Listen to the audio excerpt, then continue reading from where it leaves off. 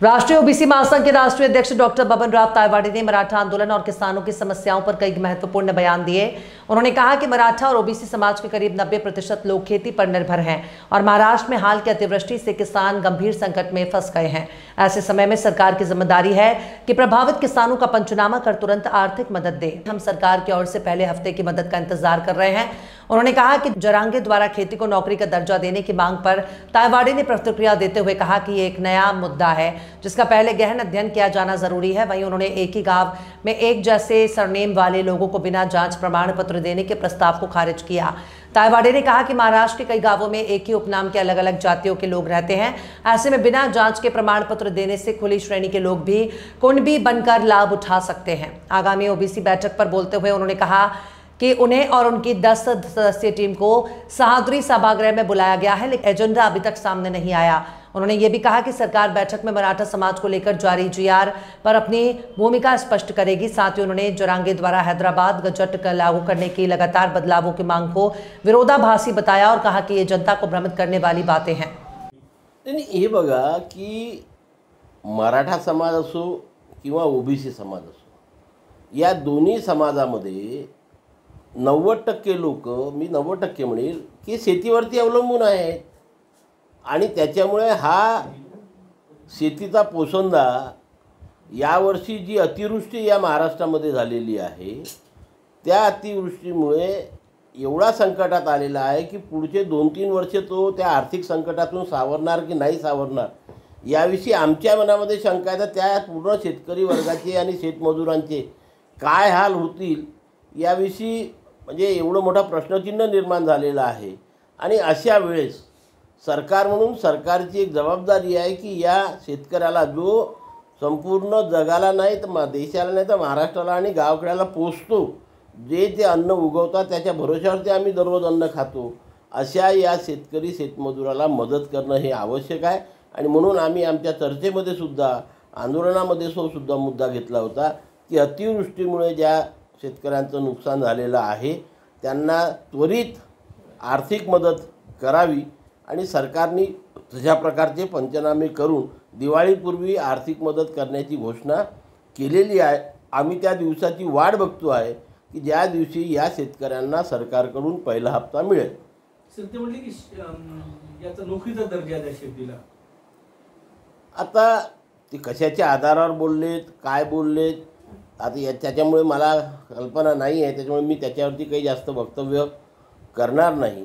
पण शेतीला नोकरीचा दर्जा हा नवीनच प्रश्न बाहेर, त्याच्यावरती आम्हाला अभ्यास करावा लागेल। सर ते म्हणजे एकसारखं आडनाव सापडल्यास आरक्षणासाठी अर्ज करा म्हणते ओबीसी आरक्षण। नाही, हे बघा की बसले कुठलेही मुद्दे उपस्थित करून लोकांमध्ये संभ्रम म्हणजे निर्माण करण्याचे असे हे वक्तव्य आहेत।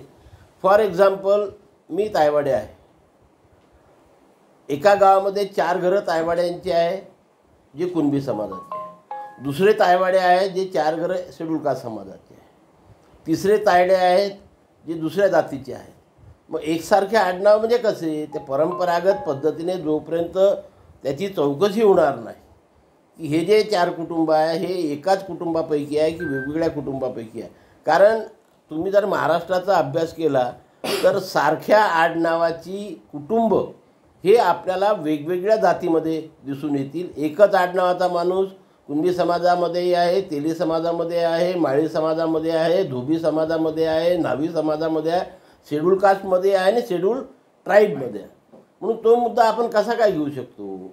उद्या अशा प्रकारे झालं तर एखादा माणूस जो ओपनमध्ये आहे तो सुद्धा म्हणेल की आम्ही कुणबी जाऊ, कारण या सारख्या आडनावाचे लोक ओपनमध्ये पण आहेत ना, नाही आहे तसं नाही आहेत, म्हणून त्या मुद्द्याविषयी मी सहमत नाही। आज उद्या ओबीसी नेत्यांची बैठक बोलावलेली आहे, काय अपेक्षा आहे तुम्हाला? नाही, आता आम्हाला सुद्धा त्या सभेचं नियंत्रण आलेलं आहे आणि 10 लोकांचं शिष्टमंडळ तुम्ही या चर्चेला या सह्याद्री सभागृहामध्ये दुपारी 1 वाजता अशा प्रकारचं ते निमंत्रण आहे।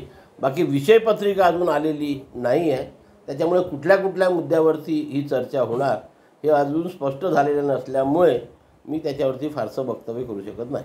तुम्ही सुरुवातीपासून ही भूमिका घेतली होती का GR मध्ये नुकसान होणार नाही, मात्र हे अनेक नेते जे आहेत ते या विरोधात एवढेच नाही तर छगन भुजबळ स्वतः वडेट्टीवार नागपुरात मोर्चा काढताय, ठिकठिकाणी मोर्चा, यांचं समाधान होईल त्या बैठकीत? आता बघा की हे बघा, सरकारने ज्या फॅक्टच्या आधारावरती हा शासन निर्णय काढला, सरकार आपली भूमिका आजच्या या सभेमध्ये मांडतील अशी मी अपेक्षा करतो, कारण अजेंडा आलेला नाही आहे. आणि मग या सर्व नेत्यांच्या मनामध्ये जी शंका आहे त्या शंकेचं निराकरण करण्याचा नक्कीच प्रयत्न केला जाईल. होतो की नाही मला माहीत नाही. आणि त्यानंतर जर त्यांचं समाधान झालं तर काहीतरी निष्कर्ष बाहेर येईल. जर समाधान नाही झालं तर मग ते काय भूमिका घ्यायची तो त्या नेत्यांचा प्रश्न राहणार आहे. पण आमचं समाधान आधी झालेलं होतं, परंतु 9 तारखेला शासनाने जी काही स्थानीय चौकशी त्या ठिकाणी नेमलेली आहे, त्यांनी कशा प्रकारचे आणि कोणकोणते कागदपत्र मागवावे हे त्या ठिकाणी दिलेलं आहे. ते मागवताना त्याचं हे करताना त्याविषयी आमच्या मनामध्ये काही शंका निर्माण झाल्या. त्याचं 12 तारखेलाच आम्ही शासनाला आणि मुख्यमंत्र्याला पत्र देऊन स्पष्टीकरण मागितलेलं आहे. त्या स्पष्टीकरणांची पुनरावृत्ती आजसुद्धा आम्ही करणार आहोत की याविषयी आमच्या मनात ज्या शंका आहेत त्या आपण दूर कराव्या.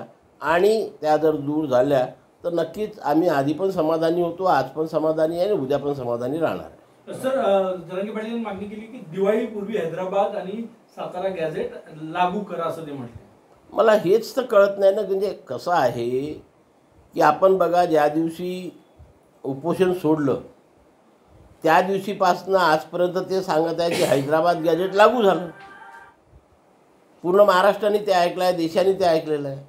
आणि आता पुन्हा म्हणायचं की दिवाळीपूर्वी हैदराबाद गॅझेट लागू करणं ही किती मोठी अतिशयोक्ती आहे काय. आणि त्याच्यामुळे त्यांना ॲक्च्युअल काय म्हणायचं आहे हेच आपल्याला कळत नाही. की एकदा एका बाजूला म्हणायचं की लागू झालं, नंतर म्हणायचं की लागू करा. या दोन्ही गोष्टीमध्ये मला विरोधाभास दिसून येतो.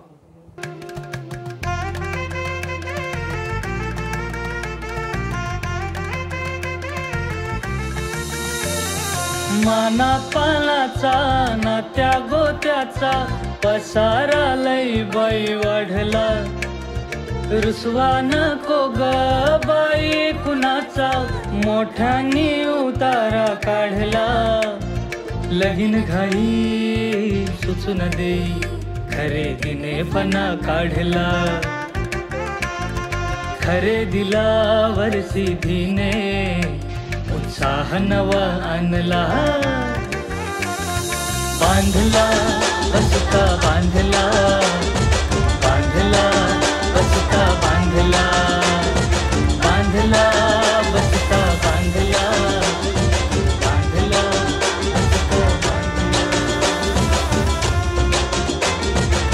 कमी किमतीत आणि क्वालिटी सोबत बरं का. सिटी आहे